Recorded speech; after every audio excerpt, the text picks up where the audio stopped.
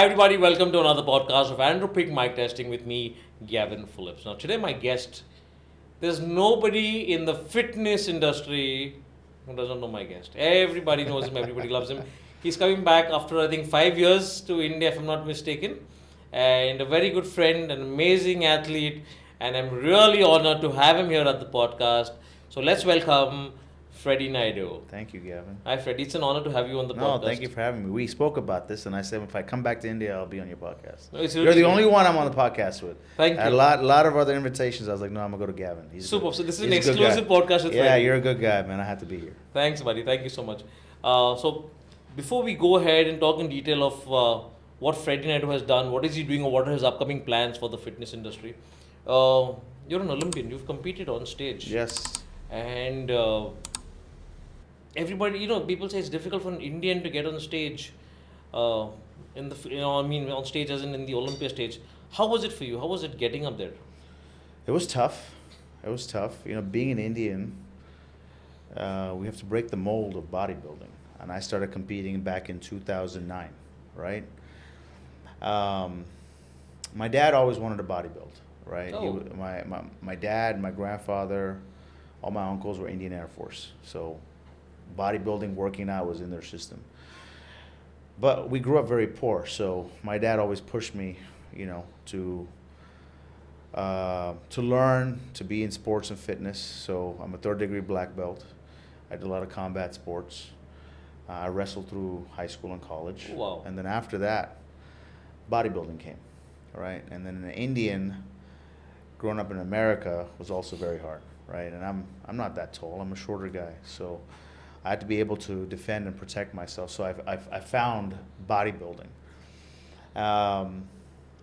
Everybody told me you couldn't do it, you couldn't do this, you couldn't do that. And 2009, I won the Ronnie Coleman Classic, and I fell in love with bodybuilding.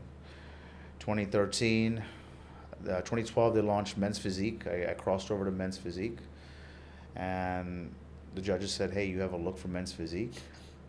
And I tried out Men's Physique in 2012, 2013, 2014. In 1 year, I got my pro card. But I'll tell you what happened in 2011. In 2011, I started competing in 2009. 2011, and I was winning all my shows, right? This is talking bodybuilding. Because Bodybuilding, men's yeah. physique, Not I men's was not in physique. the picture anyway. No. I'm bodybuilding, and I was winning my class. Right. Nobody could touch me. I'm a bantamweight bodybuilder. I was winning my class, and then it got to my head. In 2011, I was leaving a gathering, a celebration, with my girlfriend at that time, now my wife, and my sister-in-law in the back.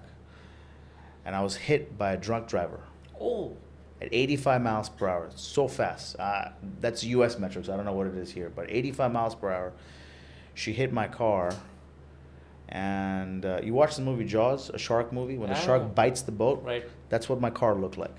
What do you say? And 1 inch over, I wouldn't be sitting here with you on this podcast. So that day in 2011, I decided that I could have been vanished. Freddy Naidu would have been gone. I would have been in the ground, a tombstone. I said, I got to do something, right? So 2011 to 2013, I prepared myself. I started competing in bodybuilding. Men's Physique came out. I made it serious. I told my dad I'm going to do something in this world to leave a legacy and a name, and to prove that I can do something. And then that's where I found bodybuilding. I took it seriously.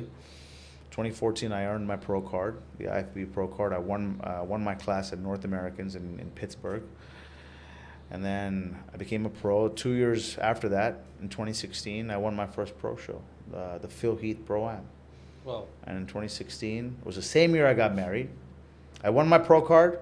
I got married. I started prep for the Olympia. So all that happened. So that 2016 was a very lucky year for you. Lucky and crazy year. You can't get married and compete at the Olympia stage. But it was a good year, and that's the first time I competed at Olympia. So a lot of pushback, a lot of revelation. But sometimes when you need to manifest where you want to go, what you need to do. Yeah, you have to. That's if you control this. That's what I tell every athlete coming up. If you control your mind, even in combat sports, when you fight somebody, you control the head, you control the body. Right. So if you control everything up here, anything can happen. Right. So how was it after you won the pro show and once you competed on the Olympia stage? How was the experience? I'm talking about 2016. Yes. won the pro show? I didn't believe I won, right? I didn't believe I won. I was ready. I won, and they called my name first place. There wasn't an MC like you that called my name. You know how you do it in the middle, but I won, and Bob Chicarillo announced my name, and I won, and Phil Heath raised my hand, and I was still in shock, and I came off stage, and my coach and my friends were there. Nobody came. My parents didn't come. My fiance at that time, nobody came. I was alone on that stage. And I looked at this trophy and I said, I just won the show. And then right after the show, they gave me the Olympia contract. And I looked at the contract. I was like, wait, I'm going to the 2016 Mr. Olympia. And I had 30 days to sign the contract. After 30 days, you can't sign. After 30 days, you either decide or you don't decide. And I said, okay. And then I went to my parents' house first, and I gave the trophy to my dad and my mom, and I said, here you go. I didn't tell him I win, because any trophy I win, any medal that I won, I give it to my dad, and my dad has a trophy case. He keeps it in there. He keeps it in there. He has a full, since I was a kid, karate, cricket, soccer, whatever I did. So I gave it to him. I didn't say I won. He's like, oh, I'll put it up. I said, Dad, look at it. Mom, look at it. And they're like, what? Second place, third? I said, Dad, I won. And they looked at me and they said, what does that mean? I said, I'm going to the Olympia. So I still get goosebumps. Goosebump moment. Yeah. So, you know, and then I didn't call anybody that I won. I came home. My fiance, Purvi, she was there. And she goes, what happened? Because the trophy wasn't me. I left it with my parents. She goes, what happened? I said, I won. She goes, no, you didn't. Because in 2016, there was not much of social media that you could put anywhere people were aware of it or anything. No, like today. nothing like Instagram Live, nothing. So I said, I won. She goes, no, you didn't. I said, yeah, I won. She goes, what does that mean? I said, we are going to the Mr. Olympia. So then it finally hit me, but then I had to get married and, you know, all the rituals and 14 days of celebration. I couldn't eat. I couldn't stay on my diet, and I lost, 14 days of stress and dance practice and I totally get it. and barats and this and that and puja and the Christian marriage, and because my wife's Gujarati, I'm Catholic, so we had a mixture of both. So it was a good time. And then right after the Monday after the wedding, I started prep again. And then I competed at the Olympia. The Olympia was an experience unlike any other. It was an experience. It was an overwhelming experience. I'm next to Jeremy Buendia. I'm next to Phil Heath. I'm next to Big Ramy. I'm next to Dexter Jackson. My God, right? And I'm a little kid. And I'll tell you what happened. That year, I'm carving up before I go on stage. And Arnold Schwarzenegger walks by me. Oh. I'm like, shit, I gotta focus. I'm okay, focus again. I start pumping again. I start carving up. And then Sylvester Stallone walks by. And they don't allow your coaches backstage. It's very tight at Olympia, right? There are no coaches backstage. No coaches backstage. You're by yourself. Yes. In a corner, you call your coach, hey, coach, I'm good. I eat. This is what I look like. And Sylvester Stallone, I was like, focus, Freddie, focus. You're going on Olympia stage. I start pumping again. And uske baad kaun aaya? The Rock. What are you saying? I lost my pump. I'm just going to get on stage. I lost my pump, bro. I couldn't focus. That's when The Rock got on stage. He did his announcement, all that good stuff there, the Mr. Olympia. And they were promoting the show, his Arnold's movie, The Expendables, with Sylvester Stallone, I lost my pump, bro. That's the experience, I'll tell you. But, bro, the best stage. I had the best time. When you step on the Olympia stage, I always touch the stage and I do the sign of the cross. But man, it's a dream come true, and I made my parents very proud. I made my family very proud. I made my wife very proud. I made my brother very proud. So it was a dream come true. Not many people say they can do that, right? But yeah, man, it was a blessing. Everybody wants to be on that platform. Everybody. Yes. Now, we're going to be going to the Olympian amateur event happening in Mumbai. Yes. Tomorrow and the after and after that. I'm 3 excited. days. I'm excited. Every athlete is going to be competing on stage. It's just competing for that one opportunity to be at the Mr. Olympia stage. So it's a dream for every athlete that we're going to see this weekend. Yeah. We're going to get intense as the day passes by. Yeah. So you've from being an athlete in 2016 where you competed for Mr. O, what happened after that? You didn't feel like competing, or you competed and you didn't want to go ahead? What is it like? So another thing happened to me. A good thing happened to me in 2016. They made me a promoter. as well. Okay. There was some change in leadership in Texas, and we got a call, and they said, Freddie, we see that you do business, you're educated. Do you want to become a show promoter? So 2016 was the first year we did our show, Battle of Texas. Okay. So now I'm a promoter in the MPC. And we had the last show of the year, December. I was very scared. But we had a good, solid show. And Battle of Texas just happened 3 weeks ago, our 9th year. Next year will be our 10th year. Wow. And we had 680 athletes across our stage. So a very big show, right? Since then, I've become a promoter. I'm also a DJ by trade. I DJ through college on mainstream radio stations, and the bodybuilding world has now accepted me as one of the official DJs for a lot of major shows. So you're the official DJ for Olympia as well? Yes. I'm one of the official DJs for the Mr. Olympia. There's 2 of us. And yes, I'm one of the main sound producers and DJ for the Mr. Olympia, but I also help with the gold and silver VIP tour. So I'm also one of your VIP hosts for the Mr. Olympia. Oh, wow. And I also help produce the press conference that happens before the Olympia starts. Right, the day prior to. Yes, yes, with Mr. Dan Solomon, with Bob Chicarilla, with Martine Tamer. I help them produce it. So I'm involved in some form or fashion. I mean, these guys have a lot more experience, but I'm blessed to be part of that team of the Mr. Olympia. So from being an athlete to being a part of the IFBB is a very big thing. Yes. Being a promoter. So I'm thinking, how many shows do you do a year as a promoter of the IFBB? So right now we have the Texas Pro, which is the biggest pro show in Texas, outside of the New York and the Chicago and the Pittsburgh Pro, which are stellar shows. And then I have the NPC Texas Classic, and then I have the Battle of Texas. But we have a 4th show that we just announced with one of the best in the sport, the greatest to ever do it, Mr. Phil Heath. And Battle of Production. So Sheila Brown and I are partners, and we just joined forces, and we have a 4th show now. We're calling it the Phil Heath Super Show, June 14th. Phil Heath Super Show. Super Show. It has to be the Super Show. Phil Heath is a super guy. He is. Yeah, he's probably one of the best. So. I think everybody all over the world loves him. He's an amazing bodybuilder. He's a good guy. Totally loved by everybody. He's a good guy. I think he was in India 2 years back, 2 or 3 years back, when he had come down. Yes. And I had got a chance to meet him as well. Yeah. It was an amazing feeling to meet the champ. When you... so before, as you said, in 2016 when you won, there was no social media. So we used to go to the cyber cafes and Google and see bodybuilders, athletes working out. Yeah. So Phil Heath, we should get posters in India apparently. Before we should get posters on stations, at bus stops of bodybuilders and all of them. And I remember seeing Phil Heath, Ronnie Coleman, and I had got those posters to my house and I had stuck them on my cupboard on the wall. Little did I know that I'm going to ever get a chance to meet Phil Heath in person. Wow. So he's actually an amazing personality and he's really humble. Very cool guy. And what's cool is, so the first time Phil called me a couple of weeks ago, we spoke for an hour and 45 minutes. I never thought I could connect with a guy like that. And you know what I told Phil? I said, Phil, I don't believe that you're talking to me. I won your show in 2016, and you raised my hand on that stage, and now we're partners doing this show. So a full circle moment. But Phil he's a great guy. He came down last weekend to Texas.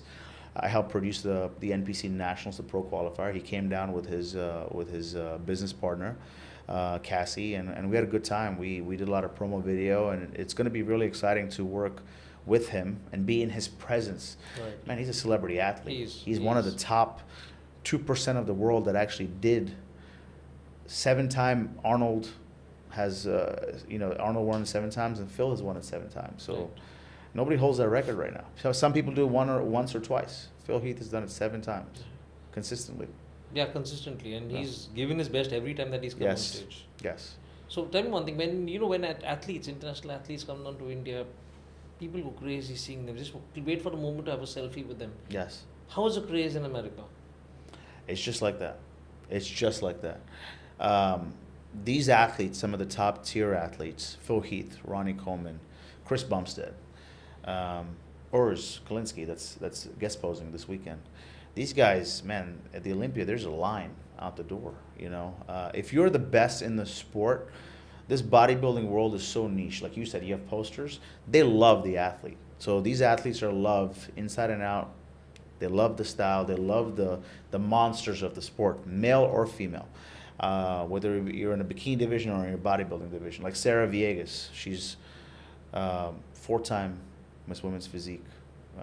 Miss Olympia. And she's a really good friend of mine. She lives very close to me, and she's going for number 5 next year. Her line is wrapped around the building, right? So some of these athletes, you know, the wellness athletes, Francielli, Isa Perez, that's now the new Miss Wellness Olympia. Their lines are, man, it's crazy everywhere. And even at the Texas Pro, like Andrew Jack, he's won my show 3 times now, right? People come there to see him. It's insane. It's insane. Absolutely insane. Because I know that the people in India, we love our sport of bodybuilding. It's crazier here. It's crazier here. It's times 1,000 here. So it's crazier. So India's crazy is what crazier. I love it. I love it. The crowd that I've seen here, as a judge, as a promoter across the world, I have not seen. It is Olympia Expo times 10. The experience, the craziness here, the pulling of the shirts, and my God, it's and the security guys pushing you aside, saving you from yes, people. Yes. Never have I ever had security anywhere except in India. So it always feels good to come back to India. Oh, I love it. I love it. So you're apparently coming to India after 19, right? Yeah, 5 years. In 2019, I was in Delhi when you were the judge in the judging panel. Yes. And that's where Manoj Patil actually won the pro card. Yes. If I'm not mistaken. Yes. So I have my eyes on the athletes, I have my eyes on the audience, I have my eyes on the judges, because I have to look all over, because I've got that part on the stage where I have to be everywhere. You're the face of the show, yes. Thank you. So I noticed one thing, Freddy, that when Manoj came to compete, when I announced for the men's physique of his particular class, you stepped out of the judging panel. You were not judging for him. Correct. Why was that? So let me explain that, and I'm glad you brought that. I've nothing to hide here. So I was fresh, like I just stopped competing. You said 2019. 2018 was the last time I competed. Maybe even 2017. I don't even remember. So I just came off the men's physique competition circuit, and I became a pro league judge. And before all of this, Manoj reached out to me when he was part of the Indian Bodybuilding Federation, and he said, "Hey, you know, he heard I was an Indian that turned pro, and I was going to the Olympia, and I was able to talk to him in Hindi over the phone, and he asked advice on how to pose and what's the difference about posing and how to register for an NPC card, and which shows to do, right?" So I gave him all that advice. As a judge, if you want to critique on your posing, or which show to do next, or which show to go to, I'm going to tell you, okay? There's no contract, there's no money. I do this.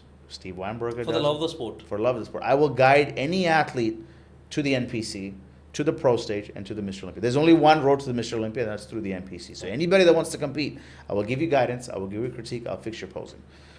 So respectfully, you know, he had no coach. I believe he comes from a very poor family, right? I read his story. He used to give out newspapers and clean the gym floor, and then he became a trainer, and then he became a celebrity athlete. So respect to him and how he's done. And a lot of the athletes have that story. But this guy reached out to me, and he was the very first athlete that reached out to me from India. Also, Siddhant Jaiswal reached out to me. For these two guys, I think they were best friends. Right. I helped them over FaceTime and WhatsApp calls on how to pose. I was in Dallas. They were here in India. Cool. So I finally, you know, they put me on the judging panel. I came to Delhi, and Manoj was competing. So, and before I do anything, I said, I called the head office. I said, Tyler, Jim, I posed this guy. I helped him. There was no contractual obligation. No money was taken. Nothing was done. I just posed him. And respectfully, I do not want to sit on the judging panel. No matter what happens, I don't want there to be any bias. I don't want there to be any questions, because I know questions will always come up. It's a sport we live in. And that's when social media started getting bigger and bigger and bigger. Right. So respectfully, the head judge that weekend was Michael Buna, and I said, Michael, I'll judge every division with you. I'm going to step away from the judging panel for men's physique because of this one or two athletes that I've helped pose. That's it. And I did that.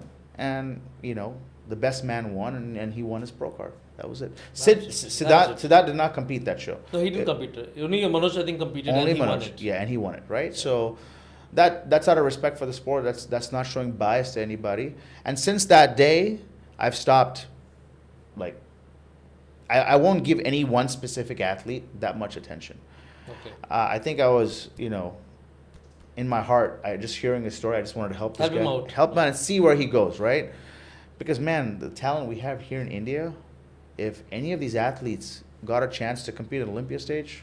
So tell me one thing now.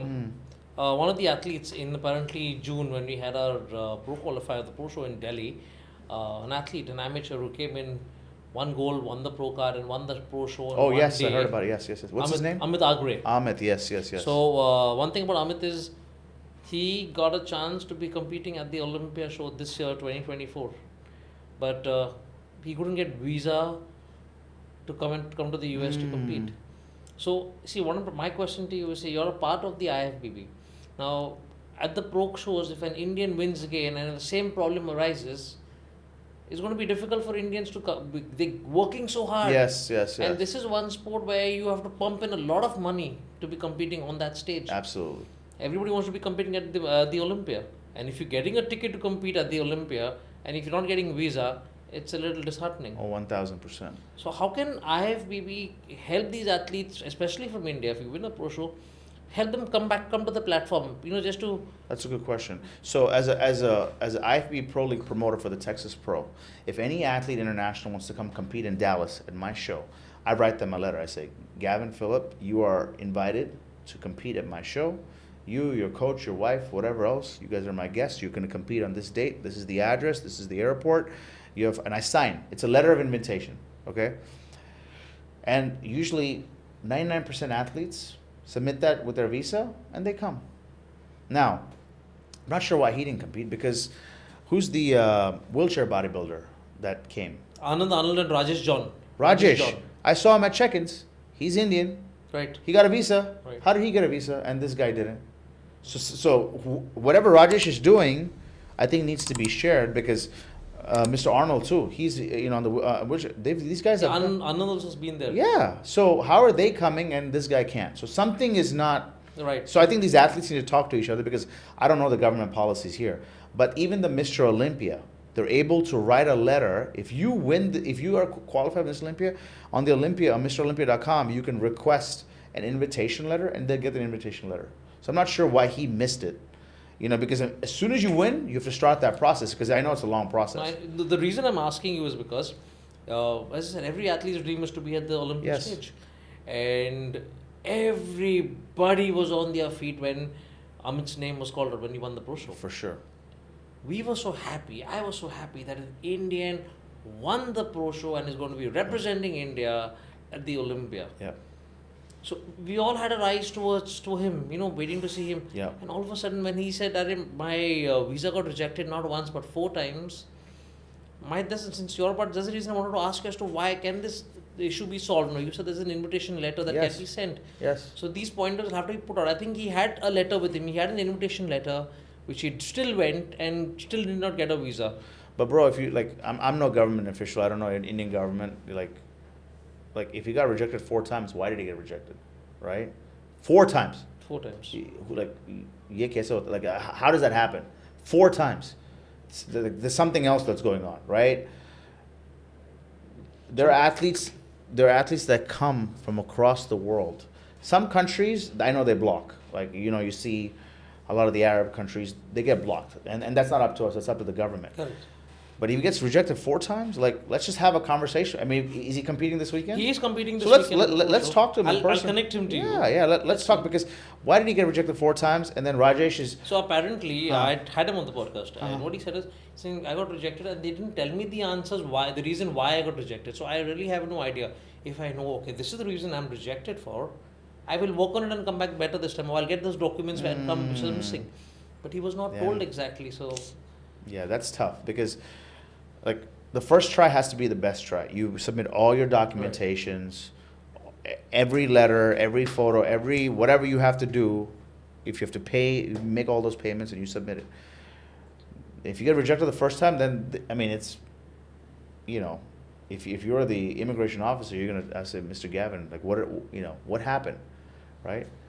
And then you'll be able to do better and come back. But I don't know. 4 times is crazy. I've never heard that. 4 times, it's 4 times. So what I want to do is let's when the athletes come in this time, we'll have a word with them. Yes. I will have a chat with Rajesh John. Yeah, let's do it. The athlete who won the wheelchair. oh, I'll get him on the podcast. Let's understand what he did. Because see, format is I want our Indian athletes to be successful. I them want win. to see them there. I'm there also, bro. I want to see them there as I'm well. there, yeah. So the thing is, if there is something that is not happening or which is not right, it should be rectified and cleared. So Yes. people, the other athletes get known, okay, that there's a platform, there's a way in which we work to get the documents. Yes. Nobody should stop an athlete from competing. Athletes are born in this world to compete. They're here for sports and fitness. And sports and fitness has kept us alive, it's kept us healthy, and it's kept us moving, especially after 2020 COVID. So when an athlete gets blocked, it hurts me, right? No athlete should be blocked. There's a lot of hard work, there's a lot of money, there's a lot of sacrifice that takes place for an athlete to commit to compete at that level. So when they get blocked, man, it's sad, right? So I'm willing to help whatever I can. But yes, there's a letter.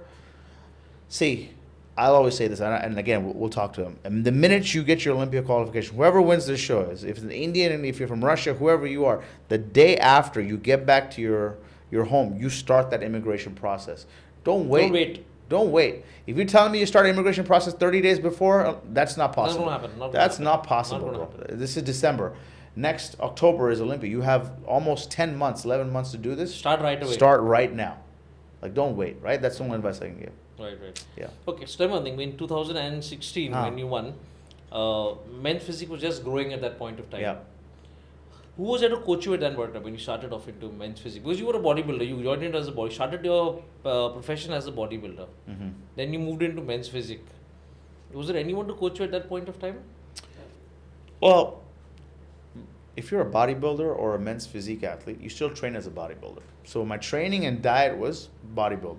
I lifted heavy, I trained heavy, I ate like a bodybuilder. I did more cardio so I can bring my weight down and the physique down. But you always train like a bodybuilder. So my coach back then was still my coach all the way through. The posing is what's different. And now my posing coach back then, Sheila Brown, is now my business partner at Battle of Productions. She's posed Ronnie Coleman, she's posed Branch Warren, the late Sean Roden, may his soul rest in peace. She's posed Andrew Jack. She's posed some of the best in the world, and she posed me.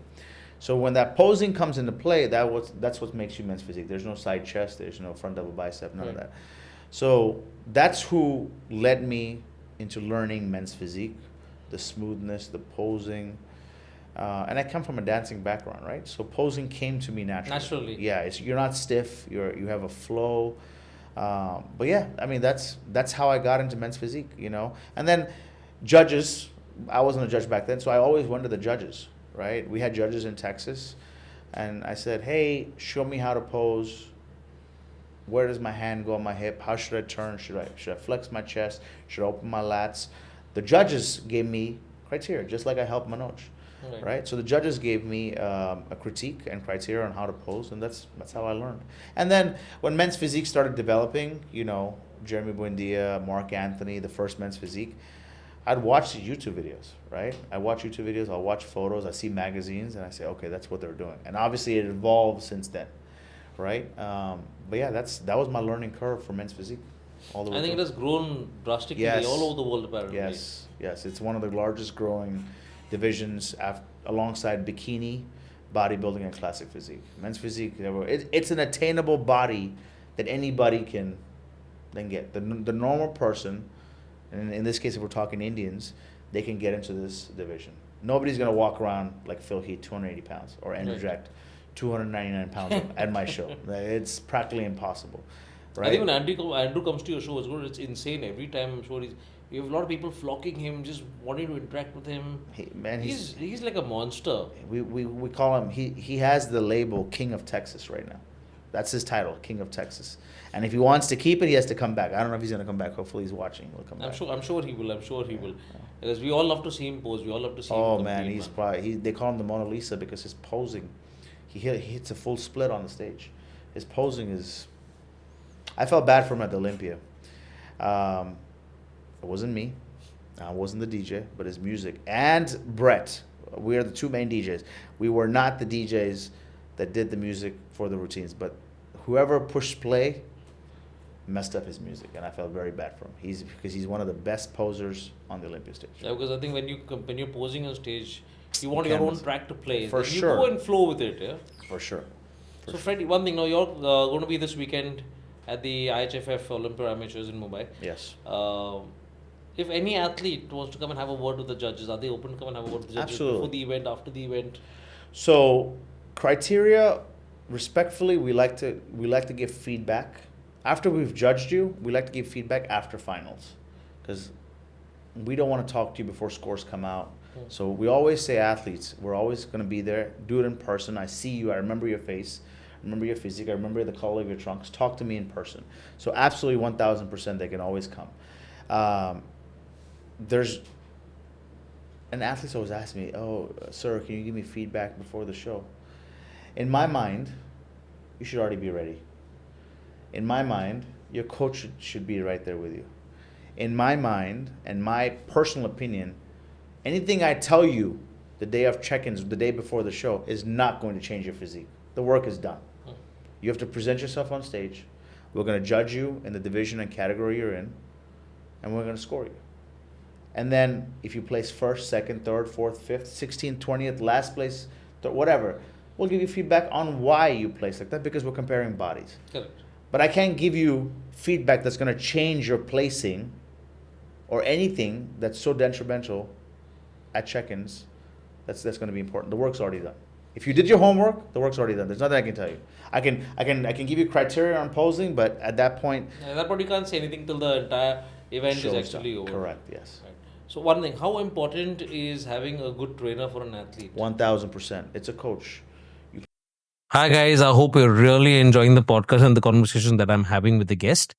If you have any comments or any queries, or you would like me to invite any other guests to the podcast, please do put it in the comments, or you can DM me. This is my handle right here below. And yes, this podcast is brought to you by Andropique. Andropique is India's #1 all-natural testosterone booster. So this is what exactly Andropique is. So it's a testosterone booster meant for every man above the age of 30. If you feel lethargic, if you're tired during the day, you're not getting good sleep, you're not able to perform well in the gym, you have one solution. That's Andropique. So make sure you just take in one capsule of Andropique at night, just before bed, and you will see magic happening from the very first capsule. Go ahead and continue watching the podcast. I'm sure you will love it till the very end. Thank you all and take care. So, Fred, tell me one thing. How important is it for an athlete to have a good coach, a good trainer? Let me ask you a question. Give me your top 3 international athletes in the world. Heath. Phil Heath. Jay Cutler. Sebum. Okay, that's bodybuilding. Outside of bodybuilding, give me your top 3. Also bodybuilding, any sport? Any sport. Ronaldo. Okay. Cricket, we all love cricket in India. Virat Kohli, okay. And Dhoni. All of them have coaches, bro. Each athlete you name has a coach. To be the best, you have to have a coach. When you go to school, your coach is your teacher. When you go to school and learn to write the letter 1 or the letter A and the number 1, your teacher is your coach. When you're growing up as kids, your dad and mom are your coaches to tell you how to put your pants on, how to tie your shoelaces. So you have to learn what you want to do. They have to give you the guidelines. They have to show you how to drive a car. They have to show you how to walk. They have to show you how to bodybuild. They have to show you how to score a goal. They have to show you how to hit a 6 or a 4. They have to show you, if you're LeBron James, how to dunk, or you know what I mean? So you have to have a coach to give you the guidance. Without a coach, it's clueless. I also come from an old school mentality. The coach always pushes you and keeps you accountable. Without a coach, you get lazy. Now, there are some athletes that coach themselves, and that brain power is, I respect, because not everybody can do it. I like somebody breathing down my back, telling me, "Freddie, you don't look good. Freddie, you look like shit. Freddie, keep pushing. Freddie, you gotta eat. Freddie, you gotta train harder. Freddie, your back needs to get bigger. Freddie, you need to run more. You need more cardio. Freddie," well, when I was earning my black belt, I had senseis that trained me, in the art of Seibukan. So, like, you need coaches to be the best, and you have to align yourself with some of the best in the sport to get where you want to, right? So coaching is 1,000% very important. We have some of the best coaches in the league, and coaches, I'm a fan of many, and I call them friends. Chris Aceto, George Furra, Hani Rambod's coming. These guys know. These guys know exactly what to do, and they've coached some of the best, and they know it by the science. So, coaching, bro, you have to have a coach. If not, it's like driving a car with a blindfold. You don't know where you're driving, or in the dark with no lights. You're gonna do this. You need a coach, 1,000%. So having a coach is very, very important when it comes to the field of bodybuilding. Yes. Now, when you talk about coach, you talk about coach being physically present with you or online coaching. Now, there's a difference that happens. There's a difference of coaches that we see. Yes. Now, you're in US, and if I tell you, Freddie, can you coach me? And if you say, okay, yes, you'll ask me for my weight maybe every week or my blood report every month. But there's a difference of you giving me an online coaching to you actually physically being present right there. Yes. How does it help an athlete? Because a lot of athletes actually have online coaches. So the art of online coaching has evolved. Coaches can now look at you with a photo. Obviously, technology has evolved. Skype, WhatsApp, FaceTime. There's so many video interface programs where you could talk, you could see, my phone shoots in 3D, right? I have the newest iPhone. So technology has advanced so much that online coaching right now has become an art where coaches look at everybody's physique, and everybody's physique and diet is different. It works. Online coaching works. Online coaches also can choose to be with some of their athletes, not in two places at one time. They can be with some of their athletes backstage at a show. So what coaches are doing, online coaches are doing, say I'm coaching you and 10 athletes from Dallas in Texas, from the US, here in Mumbai.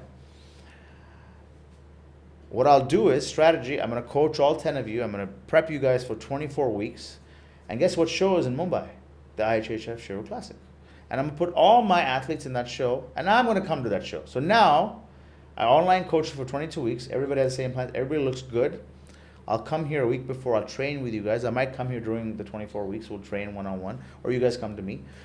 And the week of the show, I'm with every athlete backstage, and I put them on stage. Hani Rambod trades used to train Hadi Chopin in Iran. Indeed. Derek Lunsford in Florida. Chris Bumstead, wherever he is. So it's still online coaching, but Hani Rambod only had 3 exclusive athletes. George Farah, same thing, right? Chris Aceto, same. Chris Aceto, Andrew Jack. Chris Aceto's in US, Andrew Jack in Dubai. How? Photos. So online coaching works. Some do it by the masses, but if you're on that top level and you want to focus on the number 1 or number 2 athlete in the world, you can only take on so much, because it's like every second of your day, 80% of your day is going to that athlete. So it's that much, because you can't mess it up. This is your check, it's their check, it's their livelihood. So online coaching works. Online coaching is, like I said, it's become so robust that now it is involved into a hybrid of online coaching and in-person coaching. In-person coaching, a lot of these athletes have access to media, have access to videos, YouTube channels. Like Chris Bumstead's YouTube channel, you can learn how to train chest in 2 videos, 2 hours long. You can learn. You don't need a coach. So in-person training is not there. But some of the best will fly out to meet their coaches.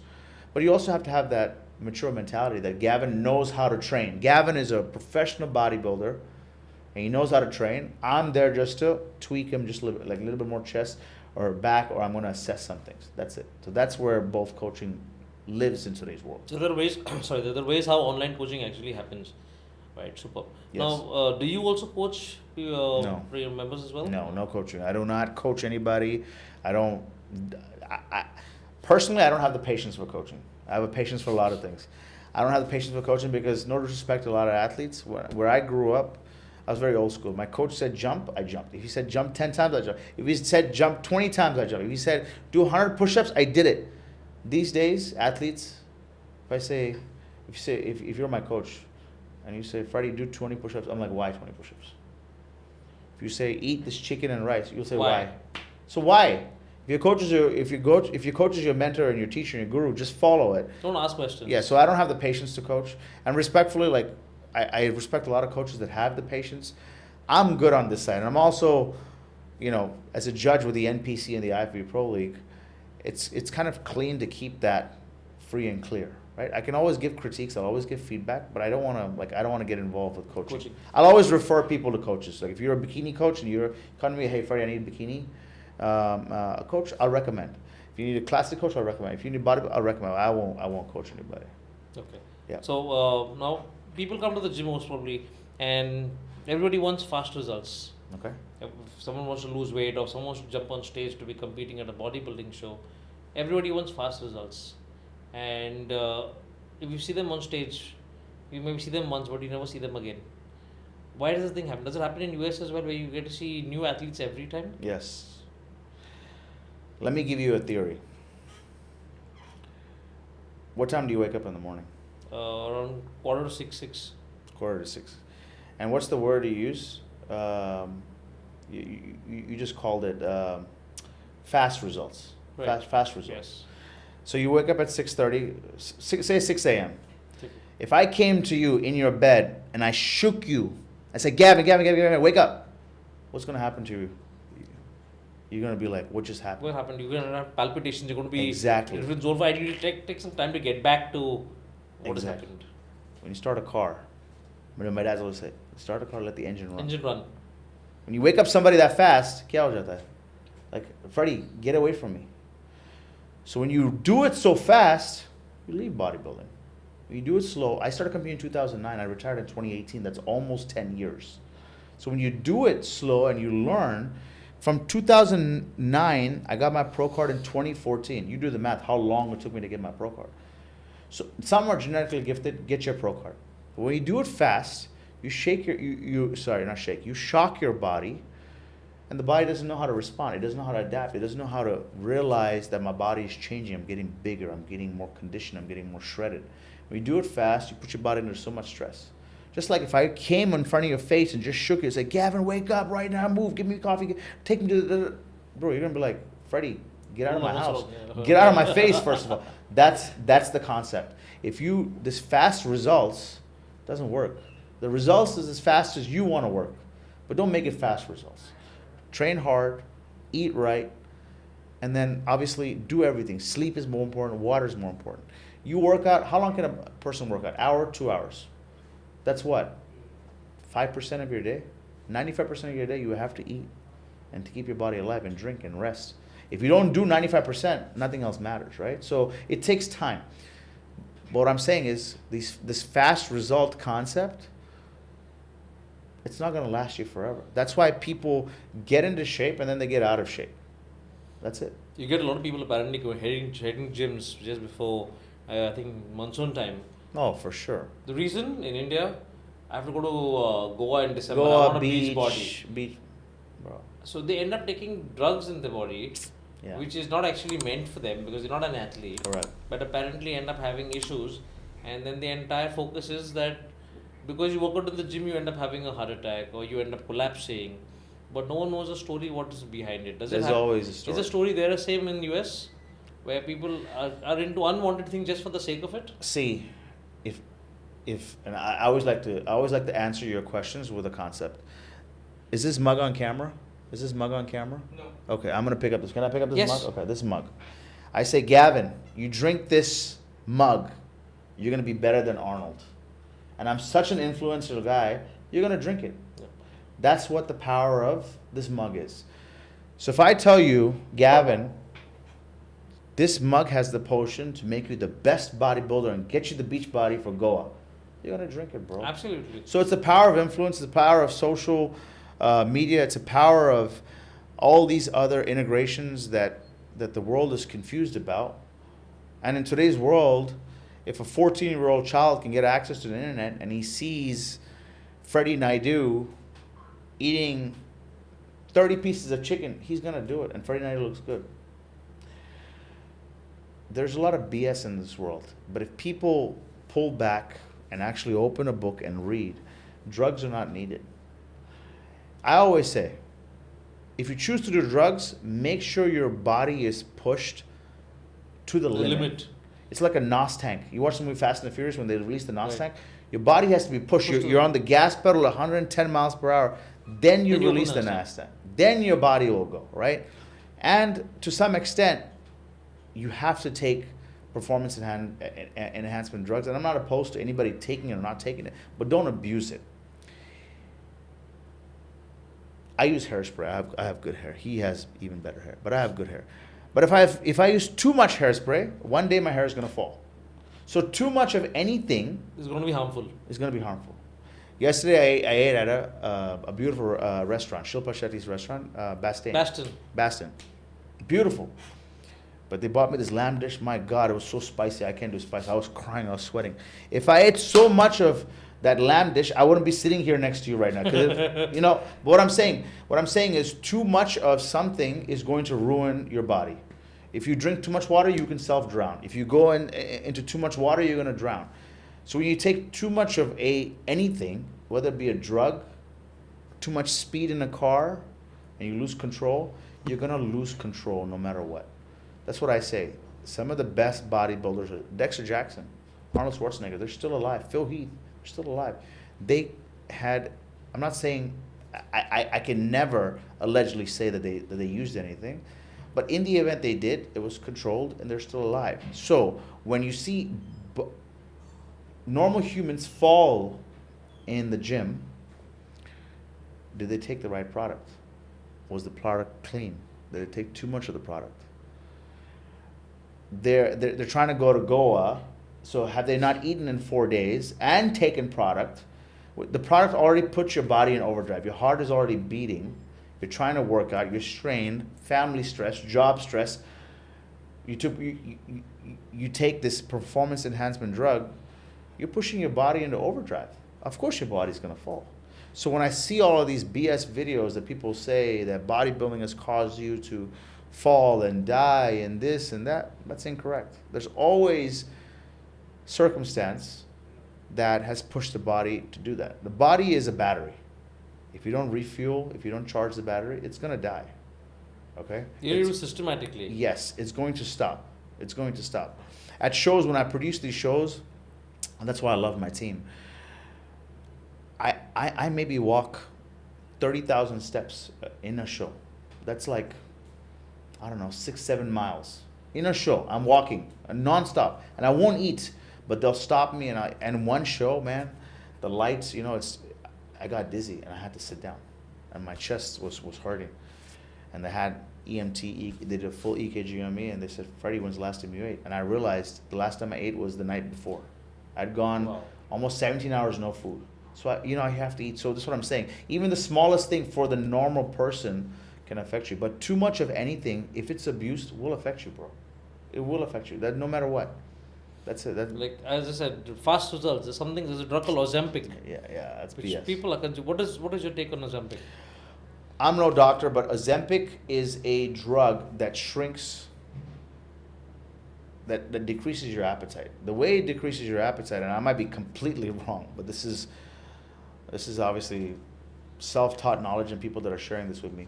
Ozempic is a drug that shrinks your organs. So if your stomach's this big, it shrinks it to this much. So you can only hold this much food. If your stomach's this big, you can hold this much food. If your stomach's this small, it only holds this much. So when you shrink your stomach this much, you can only fit this much, and your body obviously shrinks in. But Ozempic is also an appetite suppressor. I hear. I mean, I'm against all that stuff, but apparently it works.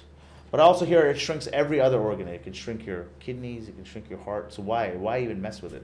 Now, it's used for diabetes. It's a prescribed drug for diabetes. But every drug that's released on the market, on the news and the radio, there's always a disclaimer. It'll cause loose motion, diarrhea, heart palpitations, sweating, loss of hair. They'll do all of this. So look at it. Yeah. But when you have so many things that are caused, when you have a lot of issues, people look at the main thing. Okay, I want to be losing weight. That is my ultimate goal. I will handle all of that. The minute you get off Ozempic, you're going to be 2 times bigger. No one realizes that. No, but I mean that's a fact. Even with any diet, apparently, even with any diet. For example, keto diet came so much into trend. You want to lose weight, or you get into a high keto diet, you will lose weight. What happens after you stop it? It's done. You have to maintain the right amount of calories and nutrition. And I was listening to George Farah. George Farah battled cancer, right? Greatest coach. I call him a big brother. And after he battled cancer, like he put out a lot of information. If you listen to this guy, I sat with him early in the year, and you just listen to him and talk. He's such a wealth of knowledge, and he's done his research.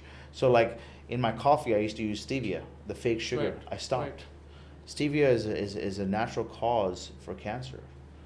I stopped, so I started putting honey. Or now I don't even use sugar. I drink my coffee black. I don't even drink tea, but my coffee is black. So I don't even use fake sugar anymore, right? So when you hear stuff like that from experienced people, you have to be able to learn and do stuff like that. So like he even told me like blueberries will reduce inflammation in your body. 1 cup of blueberries.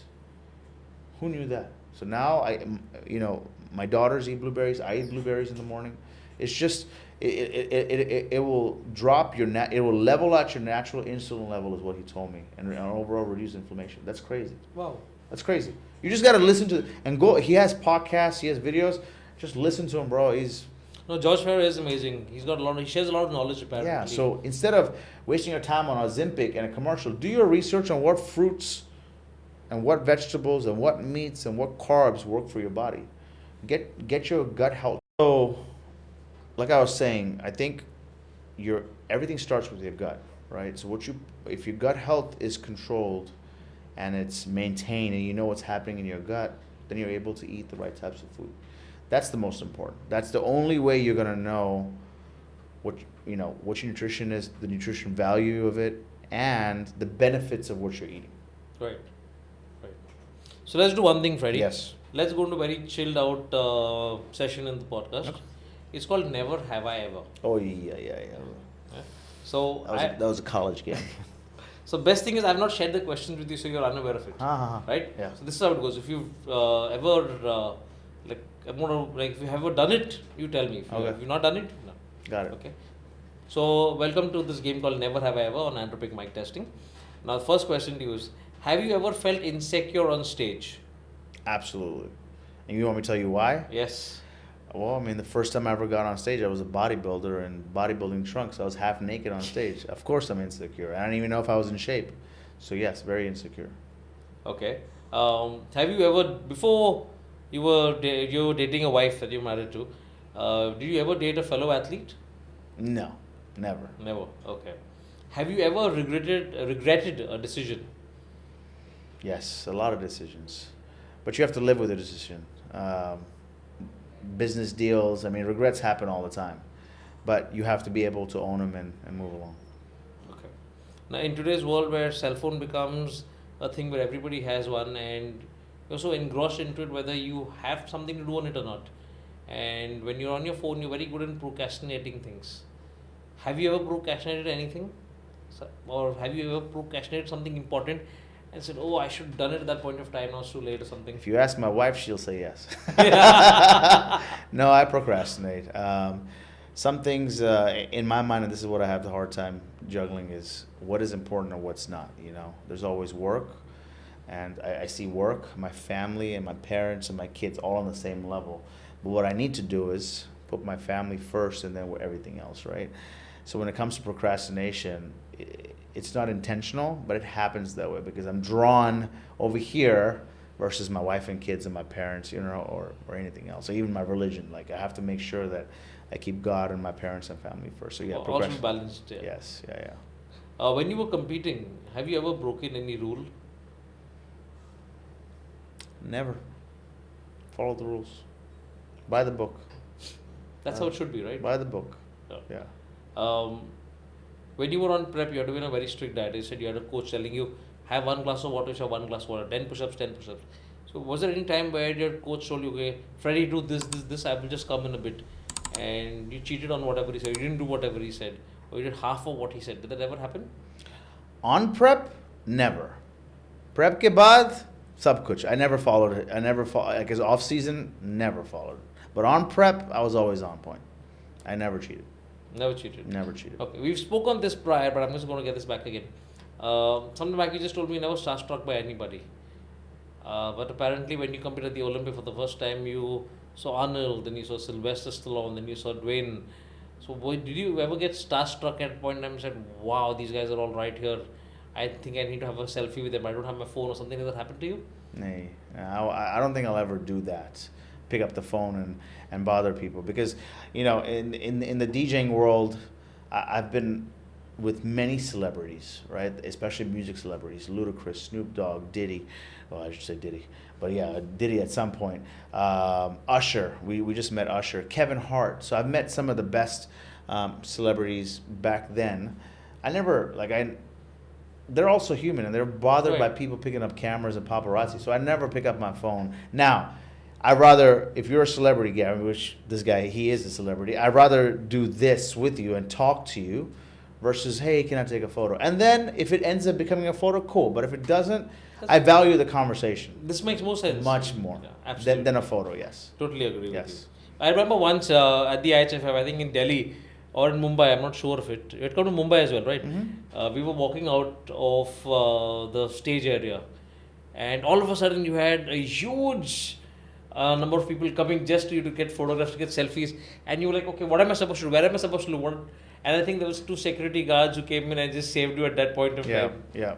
I mean, it's cool. I mean, I love the fan base here, and the one thing I've learned is like they've known what I've done, so I'm gonna stand there and take selfies with them as much as I can. I don't do this every day, but for a celebrity at that status, every day you can't go out and eat normally. You can't go out and go out with your family. You have to wear a hoodie or a hat or a baseball hat. You know what I mean? You have to cover yourself. That's where it makes it difficult. For me, it's once in a while. It doesn't happen in the U.S. In India, I have a huge fan base, so it's gonna happen. So I'm okay with it. Superb. Okay. Yeah. When you went to compete at the Olympia or compete in any bodybuilding competition, your family expected you to win, your friends expected you to win. But if you didn't win, but you still had to show them, yes, I'm happy with the position I got, even though you were not. Did it ever happen to you? You show them a very strong face? So, so you asking me, has it ever happened? Has it ever happened to you that if you competed in a competition and you didn't win, and obviously your friends, your supporters who were there with you felt bad, but you didn't want to show them that it's okay, but you came showing the game with a smile, saying it's okay, koi baat nahi hai. There's always the next time. Yeah. Has it ever happened to you? I mean, you've always done that. That's always, because my life, and I'll tell you this, and I get a little deep here. My life has had more losses than wins, but because of my losses, I am where I am today. Right. So I'd rather learn from my losses than cry. Sometimes it hurts. Sometimes I'm a child and I'm like, man, forget this. But I've learned from my losses, and that's where I am today. People need to learn how to do that. Right. Yeah. Then complain.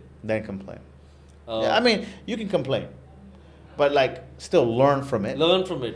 It's human nature to complain. But you need to know what to complain by. If you keep complaining every time, then it's not necessary. Yeah. When you started in the field of bodybuilding to compete at Mr. Olympia, to be a DJ right now, be a co-DJ at the Olympia main stage, have you ever Googled yourself or Freddie Naidu on Google and see what the results are? And what results you got? Oh, bro, there's articles about me that in India they've written about me, and my radio time when I was a mainstream DJ with in the US of A, and DJ pictures and bodybuilding pictures. Yeah, it's all there. Superb. Yeah. Okay, so what will you do, Freddie? We'll go to another small segment called the rapid fire. Okay. So I'm going to be asking you simple questions. Yeah. And the first thing that pops into your mind, you just tell me the answer without thinking. Okay. Okay, so brace yourself for the rapid fire. Okay, let's go. Okay. If you were not a bodybuilder, what would be in your profession? Soccer player. Okay. If you get an opportunity again to compete on stage, who would be the next 2 bodybuilders you would be starting on stage with? Want to share the stage with? Chris Bumstead and Phil Heath. Okay. What is your biggest motivation, or who is your biggest motivation? My parents. Okay. What is your biggest fear? Leaving my family here before it's my time. Okay. When you were competing and when you were on prep, and if you wanted to cheat, what would be your cheat meal? Nutella. Nice one. Okay, one thing that impresses Freddie Naidu.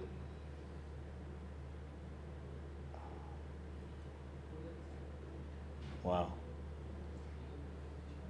Integrity. being honest. Okay. Everybody has a goal in life. Where do you see yourself in the next 10 years? God knows. The Lord knows. The Lord has a Leave it plan. in the Lord's hand. Yeah. Okay. If now, are you a Bollywood fan? Do you watch Bollywood movies? Absolutely. Okay. So if there was a movie going to be made on Freddie Naidu, IFBB Pro Freddie Naidu, and if an Indian actor or any actor would have to star into it or play your character, which actor would it be? Salman Khan. Salman Khan. I started bodybuilding because of him. Was it? I even have his chain. Was it his Oh Jane bracelet. Jana that started? Bro, that's it. That's what did it. That's it. That's I think. I even have his bracelet. I had a replica made in India, exactly the same metal with the same green stone and everything. So you wear it sometimes? I don't wear it. It's Salman. Okay. One habit that you have that you want to leave. Overworking. Okay. One fitness myth you want to bust. One fitness myth I want to bust. Fast results. There's nothing called fast results. Exactly. So one habit that you want to leave. Overworking. Okay. The best advice you ever got.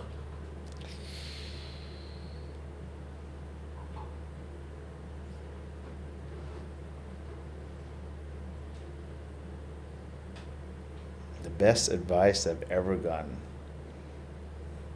Stay in your lane. And who gave that to you? Jim Mannion. Okay. When you're known known as an athlete and people get to know you, people start following you. When people start following, there are a lot of rumors that are being spread about you as well. What are the most craziest, funniest, weird rumor you've ever heard about yourself? He's not Indian. Okay. But you're very much Indian. Yes, I try. And you speak very good Hindi as well. बोल सकता हूँ, लिख भी सकता हूँ, पढ़ भी सकता हूँ. क्या बात कर रहे हो? Very good. चलो अगला प्रश्न मैं आपसे हिंदी में पूछूंगा. I'll try my best. Okay.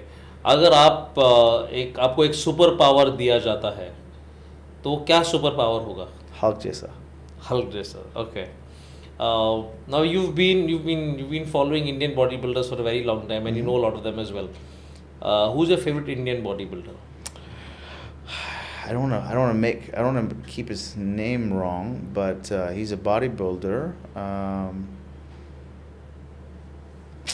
Starts with an S, bro. He did the 212 division in Mumbai. Sunil Jadhav. Yes.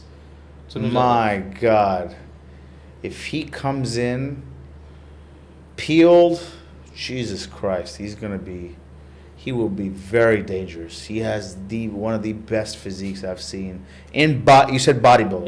In bodybuilding. Bro. So apparently I'd asked him when it comes to football. And Sangram. Yeah. Oh my God. If he did competitive bodybuilding, the roundness of these guys' muscles, my God. Dangerous, bro. Dangerous. So I had actually had a word with Sunil Jadhav. He'd competed in 2022 for a pro show. Mm-hmm. And he came with an ultimate package. Ultimate is a word which I can't even express the way he came in. But then I think he lost by a point or two is what he said. But in the year 23 he came in, people were expecting much more because you always come with a better package. He apparently didn't come with such a great package. I saw that. So the reason was, I wanted to know, people wanted to know, right? So apparently he said that he was not well 10 days before the show. Ho sakta hai. And doctor had given him antibiotics and stuff. So he had a lot of water bloating and stuff. So I'm sure he's getting ready for it. Maybe next year, he said, in Delhi he's going to be competing. Bro, I'm such a big fan. I've never met him in person. I congratulated him on Instagram when he had his baby. Right. But my God, if he comes in dialed in and he goes to Olympia stage, bro, he'd be so dangerous. So dangerous. I've seen him at his best. Yeah. And that's what I'm referring to. Right. The best physique, because he has a 4D structure, bro. I don't know how old he is. I mean, hopefully he's young, but yeah, he has. I'll convey a message to man. Apparently, I'll make sure that he meets you this time when you're in Mumbai. Yeah, is he coming? He's not. I don't think he's competing, but he's be coming down here. Okay, yeah, I want to meet him for sure. We'll talk. We'll connect. Maybe I've met him. It's been 5 years, but I know. Like formally, we haven't spoken. Like maybe I've shaken his hand. No. But my God, he's so dangerous, bro. No, he's an amazing. Oh, I know. He's, I think, one of the top bodybuilders in India that we have. Yes. Yeah. And he's dude, he's Okay, now this is talking in India. Now, who's your favorite international bodybuilder? international. Yeah, Andrew Jack. Andrew Jack. He's so insane. I'm sure he's going to keep the title of King of Texas. I hope so. I mean, it's just really up to him. You know, it's his title to keep. It's his title to give up. It's his title to. I connect with a lot of pro athletes, and he's just a good guy. You know, there was a line after he won, and on stage, the first place last year he won. Second time, we gave a big trophy. We didn't put a medal on his chest because second through fifth they got a medal, but the first place gets a big trophy. Gave him a trophy. Everybody else. So there are 8 pro divisions. He's the last one to get his first place. We gave him a medal. We gave him his trophy. And then my MC, Sid, goes to interview him. And he looks, Sid, he's like, where's my medal? Where's my first place? And Sid's like, he goes, no, I want a medal. So my dad, he's a huge fan of it. He loves bodybuilding. But he likes Andrew Jack because he's honest. My dad leaves the show, and we live 10 minutes, and we have medals at home. Goes home, gets a first place gold medal. By the time he comes down, 15, 20 minutes, I say, Andrew, my dad's here. He goes, for what? He bought you a medal. My dad puts the first place medal on him. So this year, we have the medal. Because he wants a medal, we gave him, every first place got a medal. And then when he wins, there's a huge line, and he sees my dad. He stops the line for my dad. He goes, sir, come. That's the guy Andrew Jack is. He's not a very humble athlete. Very humble, very honest guy. And he calls me sir. You know, just call me Freddie. Don't call me sis. No, sir. Yes, sir. Man, he's a good guy. So I'm a fan of Andrew Jack. International athlete, I'm a fan of Andrew Jack. I'm also a fan of Dino from Brazil. A great bodybuilder. So it's all. I think it's really amazing being in the game there in US, where the game is taken actually seriously. And I'm sure you're in the center where I see it all. Everything. There's nothing I don't see. What's the difference that you get to see in India and there? The one difference, we have to pick it out. The craziness of the crowd. And the athletes? Athletes too, bro. Athletes too. But that's what I'm saying. I wish these athletes could go over there. The talent is here. The conditioning is here. The size, the symmetry, everything is here in India. They just have to get a chance to go abroad. That's it. Right. But the other piece is, bro, it's the financial piece, right? You got to be able to sustain this physique. It's not easy. That's the biggest piece.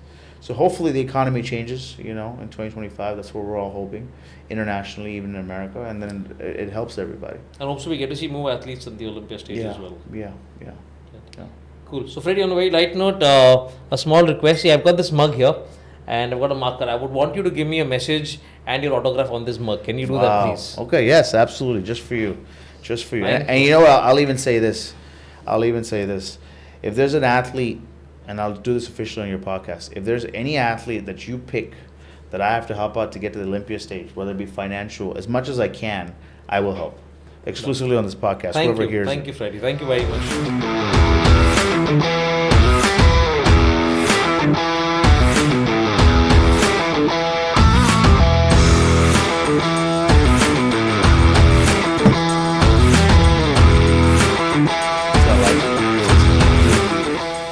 Thank you very much, Freddie.